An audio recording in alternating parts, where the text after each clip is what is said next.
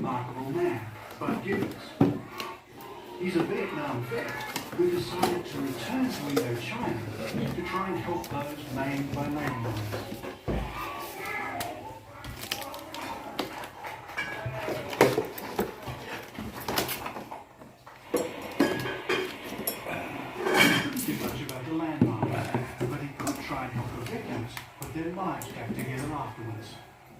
So he started a factory to make low-cost artificial limbs. It's time to pay back. It's time to pay back for what I did and what we were part of in the past, and also to share the incredible wealth, the incredible knowledge that we as Americans have. Everyone working here is missing a limb or has been severely maimed.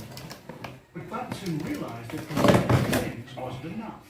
In Cambodia, such victims are usually shunned as unemployable, unmanageable, and generally a burden on society. If his scheme was to work, he had to do more. Learning how to use the limb is no problem. 1 2 weeks, we do give them training, how to walk, how to balance, that kind of thing. Then they go back to their village. That is where I think the problem is, because they can't find a way to support themselves financially or economically. They are now supporting themselves mechanically with this limb, but they have no job. So they need to have some way to get money. So Bud and his landmine victims started a silk industry. And it's good silk, made at high prices. And it's all made by the maimed and the limbless.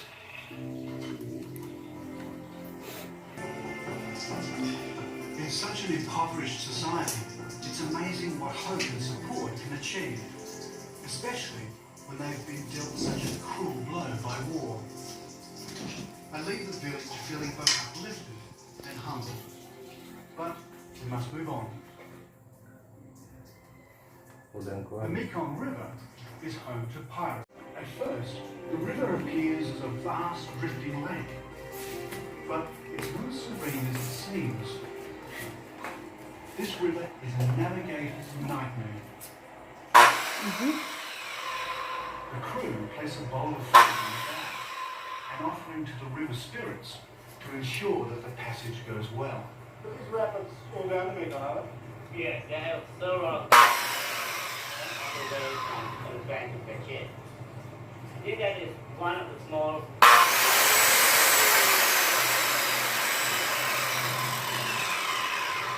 Soon the waters start to ripple, then simmer, and whirlpools, rips and currents are run. And glad is the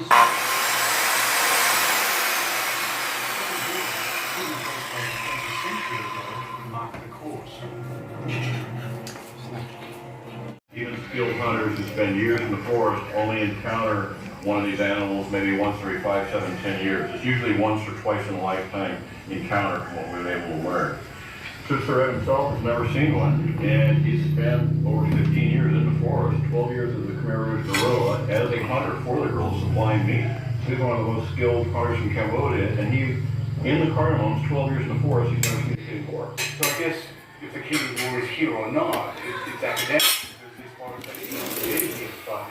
That's why we're all working so hard to establish a new protected forest in this area exempt from logging to preserve species we know about and probably other unknown species.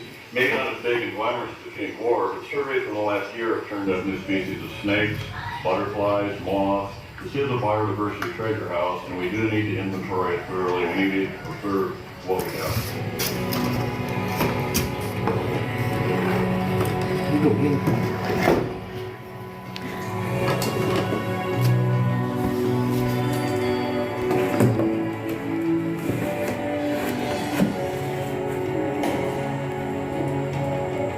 In a small shrine, I find a monk giving blessings for all who enter.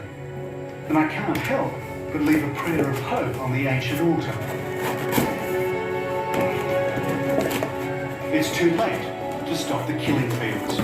And probably it's too late to save the snake-eating, two-horned unicorn. But it's not too late to stop the destruction in the Cardamom Mountains. And it's not too late to prevent Cambodia's other endangered wildlife following the Keating Vaughan.